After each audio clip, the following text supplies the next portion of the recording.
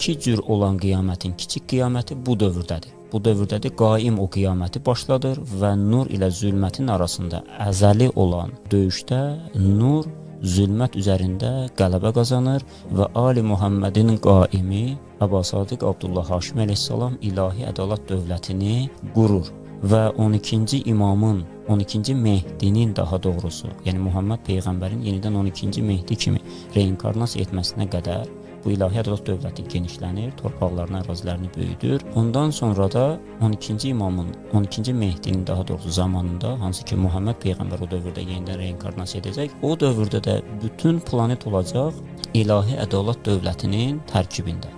Bunu zaman, il olaraq buradan deyə bilməyəcək, çünki dövrümüzün höccəti Abdullah Haşim, Əbu Sadiq əleyhissalam bu barədə bir il, hər hansısa bir rəqəm qeyd etməyib deyənə bunu deyə bilmərik. Amma gələcəkdə olan bir